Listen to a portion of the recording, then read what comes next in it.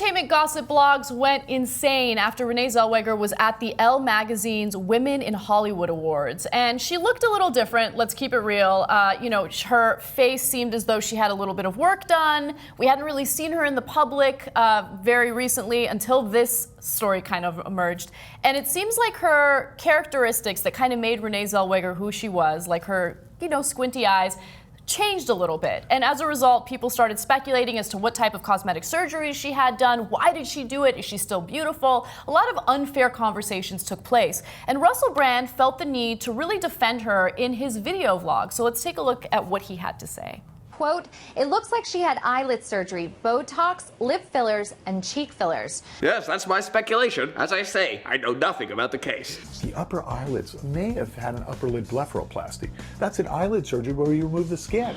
What if Renée Zellweger has had some surgery? Fucking, what's Renée Zellweger having this surgery for? It's like she's under some intense pressure regarding her physical appearance or something. This is the thing that made Renée Zellweger herself. Is their eyes. Not any kind of essential relationship with an unknowable entity, not her personal experiences that she's been through, not her talent or her charm or her individual experience as a woman. It's her eyes. That's what made her herself. Perhaps I look different. Who doesn't as they get older? But I am different and I'm happy. So the main truth today is that time has an impact on matter. Here is a picture of an apple. Here is an apple 10 years ago.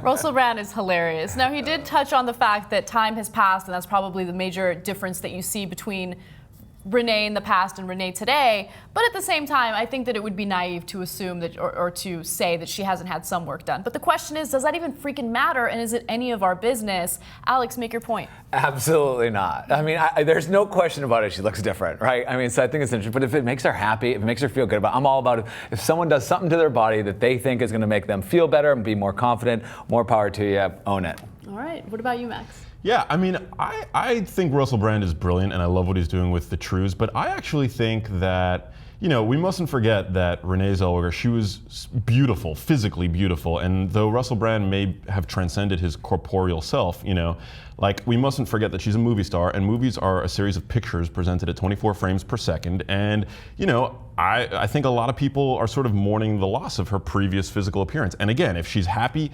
if the transformation has made her a happier person and has given her a sense of well-being, then I'm all for it again. But I think that the change has made people uncomfortable just because she was really attractive, and I count myself among. Different. I mean, yeah, she looks. I think yeah, and it's not her plus time. Clearly, she has had something done. So. Yeah, she has, but I think you bring up a really interesting perspective. It disagrees with my perspective, which is why I love it. I like disagreement on the show.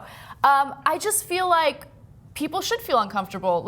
First of all, it isn't any of their business, and if they do feel uncomfortable, it's on them to deal with it. At the end of the day, Renée Zellweger looks at herself in the mirror and she has to be happy with what she sees, okay? One of the reasons why a lot of these celebrities go under the knife is because there is a lot of emphasis on the way she looks. And what Russell Brand said there in that video about how, people keep saying that her number one characteristic is the way that she squints her eyes, why should that be it? Why don't people focus on the talent, right? And the reality is, when it comes to a lot of people in Hollywood and media, the way you look is always more important than how talented you are or how skillful you are.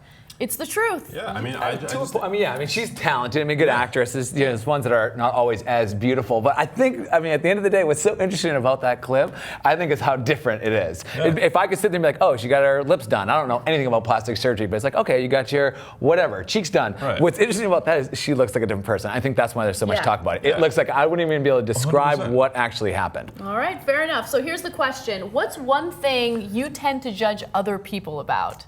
Max, I want to start with you. I feel like I'm at my worst and most judgmental self when I'm seeing people buying unhealthy things at the supermarket or eating unhealthy. Yeah, because I'm kind of a health nut, if I'm out with people and they're ordering, if they're drinking soda or stuff like that, I feel compelled to say something just because I'm such a health nerd that I know, What I do feel. you tell them? Like, did you I'm know like, that you- contains aspartame and you might get cancer? Yeah, I'm like, do you really want to be drinking diabetes right now? Like, is that what? Yeah. Damn. I have a question on that. If does it matter if the person's overweight or normal? Like if it's like a smoking, really skinny girl going and buying a Mountain Dew, or if it's someone who's like super overweight, do you feel the same way? I just want people to be their healthiest self, and so like if I have insights that I can share, I tend not to keep those bottled in, and so I can be judgmental, I think. Whoa, okay. Well, at least you're being honest. I like that. Alex, what about you? I would say the one thing I'm judged on is laziness. I always just think back of like when people are lazy, don't work hard, expect things given to them. That's the one thing I'm judgmental on. I vocalize it. I always think about my grandfather coming from overseas, working his butt off to get my family here and where we are today. So that's the one thing, that I'm. I experience judgmental. like the cross section between judgmentalness, I know that's not a word, and jealousy when I'm on Instagram and I go to like the most popular page and you see like picture after picture of chicks that have insane bodies and big asses, and they're like constantly posting quotes about how like you can do it, and it's because you're lazy, and if you just work harder, and it's like, bitch, I have a fucking job. I don't have all day to work on my fucking squats. So yeah, I judge them. Okay, you make money off of your body, I make money in a different way. So I don't have all the time in the world to like make sure I have the biggest ass. So I'm a little jealous. Can you tell? Anyway, comment in the section below. Let me know your story. Have you ever been really judgmental about something and then maybe you feel a little bad about it? Share your comments in the section below, and we'll see you guys soon.